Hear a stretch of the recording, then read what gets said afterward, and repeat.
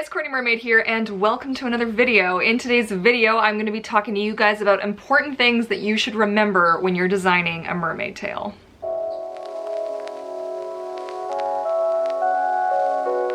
So before I get into the video, I do have to tell you guys about my new shirt, watertype. Yes, this is now available at shopvancouvermermaid.com. So I designed this out of a need for something a little nerdy because you know what? We're not always the ethereal, fancy pants, the long flowing hair in the wind with the seashell boobs and the thing. Sometimes you just want to show off your inner mermaid in a little nerdier fashion.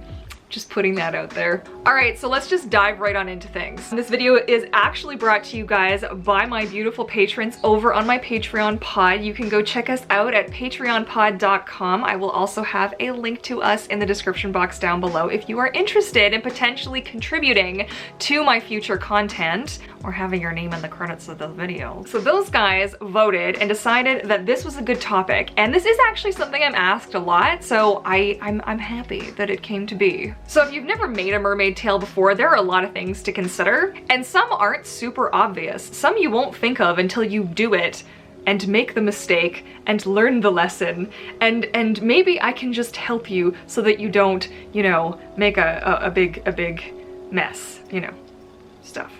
So the first thing you're gonna need to determine before you make your mermaid tail, make any of your plans, your designs, anything, is what is most important to you as a mermaid. Are you gonna be more concerned with functionality and performance, or are you gonna be more concerned about aesthetic? Now, a lot of people are gonna be like, oh no, but can you have both? And yes, you can have both to a degree, but there are some aesthetic things that will slow you down and potentially cause issues in terms of functionality and stuff like that.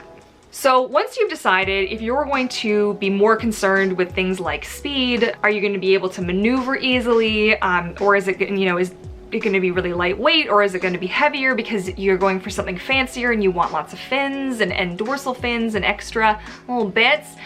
Once you've figured that out, you're going to need to decide on what monofin you're going to use, and these are all important things to figure out before you start designing. Please, I promise you, I've been doing this a long time. So if you are going for speed, you're gonna want a stiffer monofin.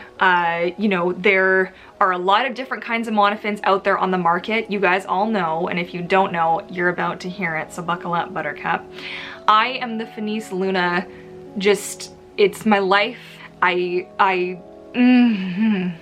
my favorite monofin ever. That being said, she's not the fastest, okay? I am not in this thing to win any kind of racing mermaid Olympics here. I chose, for me, my idea of functionality needed to be comfort specific, so I don't go for things like speed and agility and that kind of thing, although I am quite agile in the Finis Luna, so. So a bigger, stiffer blade, you're gonna go faster. You're also gonna have to take into consideration, are you gonna be in just pools? Are you gonna be anywhere where there's a current? Are you gonna be like open ocean swimming? All that's gonna play a part in which monofin you pick. So you're gonna need to do your research on the individual monofins, read lots of reviews. Don't just get whatever you find cheap on the internet. Your monofin is kind of like the engine of your car, you know what I'm saying? This isn't like, you know, you gotta take good care of it. You can't skimp on it. It's the lifeblood of your mermaid tail, basically. If you use a cheap, you know, not so good monofin, it's not gonna last, your tail's gonna get ruined, you're gonna hurt yourself, there's all kinds of things. So please make sure you do your research on your monofin first and get something quality. It's a little investment, yes, but in the long run, you're gonna thank yourself for it. Or you're gonna thank me for it. I don't know.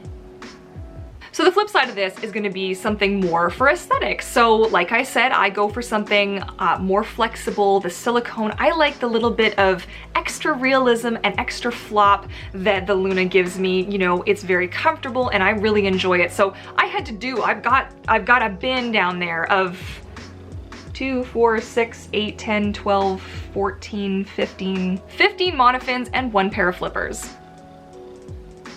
So it's gonna take some guessing and testing. If you have other mermaids that you know in the area who might be willing to let you try out one of their fins, that's always a good thing too, and can be very helpful so you're not investing hundreds of dollars in something you're not really sure about, so.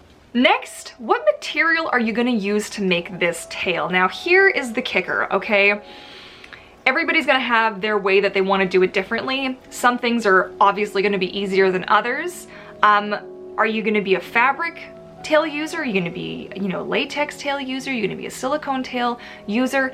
It's all gonna depend on your skill level, your skill set, you know, all these things, how much experience you have working with what you're gonna be working with.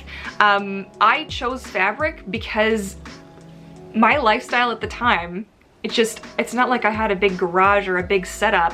I was in a teeny tiny shoebox, 1-bedroom apartment, and I was using the only counter which housed like my microwave and everything. It was the only space I had. So you kind of have to think of what your limitations are going to be in terms of your sort of workspace. And yeah, so you're going to have to do some thinking on that. Are you somebody who already knows how to sew? In that case, maybe try fabric for your first tail anyways. You should do, I recommend starting with fabric. I wouldn't recommend just getting a silicone tail right off the kicker, because I just, you know, there's a learning curve to swimming in a mermaid tail, I'll tell you. And then the things you have to think about on that. Now I'm gonna switch over to wearing my fabric mermaid tail hat here, since I'm not the silicone mermaid tail girl. I work only in fabric, so that's what I know. So that's what we're gonna be learning about in this video. There's different kinds of fabric, and different kinds of fabric are gonna have their pros and cons. Is it 2-way stretch? Is it 4-way stretch? Is it multi-dimensional stretch, like where it stretches like diagonally in every which way? These are all gonna create additional calculations and things you're gonna need to think about when you're making yourself a mermaid tail. It's a lot of math sometimes, guys. But there's things you're gonna have to think about. You know, you're not gonna wanna use like a cotton to make yourself a mermaid tail, do you know what I'm saying? You're not gonna wanna use like something plush and fluffy, because it's just gonna suck up half the pool and you're just gonna sink like a rock. You know, so you're gonna want like a spandex, you're gonna want like a polyester spandex. You know, the swimsuits that last the longest are typically made of polyester. Not typically, they just are made of polyester spandex with a higher polyester than spandex ratio. Nylon spandex is great. It feels very nice, it's very aesthetically pleasing, and it's very comfortable. You will need to take a little bit extra care, which you should take of your tail regardless of what it's made of. You should treat it like you would an expensive car that you want to last a really long time, you know what I'm saying? Now you're gonna be all like, but Courtney, I want me some extra fins. I want like 5 sets of fins, and I want like a crazy dorsal fin, and I want like streaming extra bits off the fluke, and I want it fancy and the thing. Yeah, I'm not a big extra fin loving individual. I think we know this from just if you look at the kinds of tails that I make. I don't put extra fins on my tail because I chose functionality over aesthetic in that instance. I am not somebody who's like, hey man, I'm just gonna swim with all of these extra fins and it's gonna be fine, because it's not fine. It's heavy AF. You guys, the more things you add to your tail, the heavier it's gonna be, the more drag you're gonna have. You're gonna look pretty, and if you're a strong swimmer, that's great. But if you're somebody like me who lives with chronic pain and has lots of issues and health problems, more weight? No, bad mermaid, you know what I'm saying? I don't want a lot of extra doodads and flippy dippity bits and things, no. Less is more, and especially if you're gonna make those fins out of fabric, because if you can make them out of like a vinyl and sew the vinyl in there, then do that. If you make them out of fabric, it is going to weigh you down. It just will. You can't be like, oh, it's not going to, it'll be different for me, it's gonna be fine, because it's not. It's just trust a mermaid with like 12 something years of experience. I've lost count now, obviously. But I can tell you, I've made tails with extra fins and have regretted it. Now that's not to say if you want extra fins, you add them on there, it's your tail. The other thing you have to think about though is repairs, okay? Because the more times that you cut into your mermaid tail and add extra stitching and add extra biddies and add extra pieces, the more chances you're gonna have for things to go wrong, or for things to get ripped, or for things to tear, or for a seam to give way, or any of these kinds of things. These are things that are just gonna happen regardless of of the situation, you know, if you get stuck on something and your tail rips. But the thing is if a kid grabs, maybe you didn't sew it in as well as you could have, and a kid rips your fin right out, that's gonna be hard to repair. You know, that's why I'm usually a less is more kind of gal. I prefer not to have a bunch of extra seams and things that I have to worry about maintenance and checking, and no. I go for simplicity, you know what I'm saying? Another thing you have to take into consideration, how high up do you want your tail to sit? So I'm somebody who likes my tail to sit probably above my belly button, just a bit above. Like, when I imagine what kind of species of mermaid I am, I don't imagine that I'd have a belly button when I was in like mermaid form, do you know what I'm saying? So that was something that I took into consideration. I like it to sit high, also because I'm a curvy girl, and my waist comes down in such a way that this here, and I'll have just a little line under my rib cage where flesh folds over, guys. Shock and awe right there. And I like it so that it's here, and then the line of my tail, and then my tum. And it works for me, and I feel comfortable. Like, when I see myself in a video, when I see my tum, I'm not like, oh, there's a big line right in the middle of it where my tail sits, and that just feels horribly awkward. Now, this is something that you're gonna need to guess and test. Like, my first tail came up really high, my second tail, no, actually my first two tails came up pretty high. And then I tried a couple that were a little bit lower. Like, Wanda actually sits right below my belly button, and I didn't like that. And I was like, no. I just thought I'd try it. I was like, hey, I'm not gonna know unless I try it. But you know, Chester and Helen come up exactly where I want them to. So they just sit comfortably. They're not digging into my tummy. They're just sitting in a nice area on my midsection where just fat naturally folds, guys. It's just a thing. So that's something you're just gonna wanna take into consideration, but it might be a bit of a guessing and testing situation. If you're not sure and you wanna make like a prototype first, you could just get inexpensive spandex, leave the waistband tall, and just hit the pool and fold that sucker over until you find a spot that feels good for you, and then you can just use the measurement off of that tail. You see, you have to get creative when you're making mermaid tails. There isn't any like one perfect way to do it, you know what I'm saying? Okay, now color. When it comes to color, okay? This is a big one. Color, color, color. So the brighter the better, obviously, but there are gonna be certain colors that just will gray out before other colors do. You know, Mermaid Biosa and I were talking about this because she has a red tail, and she knows that the deeper she goes, the faster that color is gonna turn to like a gray-y brown, just because of where it is on the spectrum of colors, right? So I try to make things as saturated as possible, but in some cases it might just not make a huge difference. So, you know, if you want to be really specific with your colors, you could bring some swatches to the pool, swim down deep, get somebody to film you, see what the colors look like, wear your goggles maybe so you can see what you're doing. And test it that way. You can look at what other mermaids have done color-wise, not pattern-wise. Don't start ripping people off. That's a whole other video. I'm sure I've even done one before, but anyways. But yeah, get a little bit creative with figuring out what colors you want to use. Some blues, like on Chester, for example, Chester and Helen, and Wanda and Miranda and all of my green and blue tails. I actually did it on purpose. I purposefully picked very light and light blues, like white to blue, because I wanted the end of my fluke to actually look a little bit translucent, and I am a swimming pool mermaid. So I'm in the pool like 9 times out of 10, I'm at the pool, I'm not at the beach.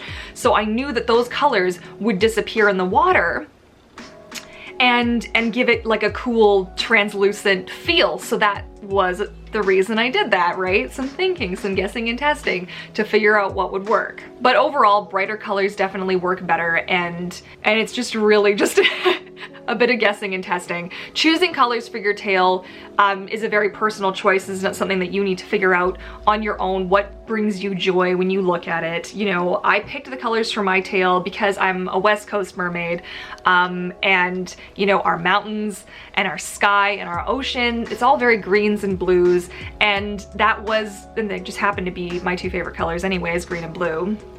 So I picked those, and that's kind of what I rolled with, as it were. So, but you'll have other reasons for picking the colors that you do. You know, I'm working on a tail right now for a certain special somebody whose husband and little munchkin are picking colors for it. And that's another way that you can decide. You can have somebody else say like, okay, this is the person and here's what we think is gonna work for you. You know, you could ask around and ask people or friends or family, what colors do you think would look good, you know? Just gotta get creative. Now in terms of scales, you're going to want to think of a couple of things. You can go for more realistic, you can go for more cartoony. I've done some of each. I've done really realistic scales and I've done cartoony scales. My tail is somewhere in between, but because I'm just a toony kind of person, you know, we've come to establish this. I like a little bit of that kind of comic-y kind of look to my tails now. So I didn't go for hyper realistic on my tail. Now it's going to depend whether you're painting or whether you're doing them digitally. You're going to have either an easier or a harder time coming up with either a stencil when you're using paint or a digital file. It's not as hard. There's a tail I'm working on right now that's going to have hyper realistic. It's going to be the most realistic tail I've ever made. And I made it one scale at a time, and I actually painted the scale from scratch and then duplicated it and made a crazy cool pattern. But that took some doing. But yeah, so it's just gonna be up to you and your look. The larger the scale and the more contrast your scales have, the easier they're gonna be seen in the water, underwater, on land, from a distance, and that kind of thing. So that's something you want to take into consideration. Smaller scales are going to be harder to see from a distance. My very first tail had scales actually probably the size of my thumbnail, and they don't show up in the water. Like, you can't, unless you're actually like looking at my tail, you can't see them when I'm swimming in my videos. So I made a note of that, and moving forward I wanted scales that were a little bit more visible. It took me a couple of generations of tail to get to what I have now, which I feel is like the good happy medium between like super visible and just visible enough that you can feel it and you feel that they're really there and that kind of thing. Now we come to the most important part of the whole dang situation, okay? Now get out your pen and paper and write this down. You say, Courtney, I will not forget to put ventilation in my tail. I will not forget to ventilate the base of my tail. I will not forget to include drainage at the end of my tail. I hope you're writing this down, guys, because I'm gonna quiz you on this later, okay? Seriously. This is a biggie, and this one shocks the living daylights out of me when I see that, you know, it's a common thing. It's a very common thing. Silicone tails, drainage. It's just a very common thing for like silicone and latex tails. Everybody's talking about it. Oh, my drainage holes, the drainage holes. But fabric tail users seem to be under this interesting impression that we don't need drainage in our tails. Well, hello, where do you think that water's gonna go? Seriously now? Just chew on that for a sec, yo. If ever there was proof of this, go back and find my tail fail video and have a chuckle at the fact that I can barely swim in it. It has zero ventilation at all. There's no opening at the base. It is completely sewn shut, and it does not drain out the bottom at all. I am literally swimming with half the pool in my tail. It's crazy. So promise me, okay, what did I say? This is a quiz now. What did I say? Drainage. Drainage is the thing. Sorry if the camera angle changed there. I've been rambling and my camera decided to shut off. There you go. So drainage. Drainage is the thing. Please, at the base of your tail, include drainage. I have found what works best for me is if my tail is like a big pocket with two seams, so the seams come down the side of the tail and come up, so that the middle portion of my tail is wide open and water can just flow freely. Try saying that 5 times fast. Flow freely through my tail, okay? So there's only the 2 little pockets and they're holding the tail in place, and otherwise the water can just flow through. And I will tell you, without drainage, swimming in a fabric mermaid tail is an actual nightmare. Like, and just don't do it. Just please, just put drainage. I don't care how you do it. You figure it out for yourself if you don't like my method, but just do the thing and save yourself all kinds of frustration and heartache later when you have to find a way to cut open the tail that you already sewed together. Dang. Okay, so I hope that's been of some use to you guys. If you have any questions or if there were any points you think I should have covered that I didn't, that I could do another video on, please leave me comments down below and I will do my best to get back to you guys. I am doing my best to still reply to everybody. It is a little bit challenging. I do read every single comment I get though. So if I've hearted your comment, you can know that I've actually read it, okay? I promise. I'm getting so many comments lately and I'm having a little bit of a hard time keeping up with it all. So I'm so appreciative of everybody watching, but just know, like, if I heart your comment, I read it and I appreciated it and I thought about you and I love you guys. I'm just putting that out there.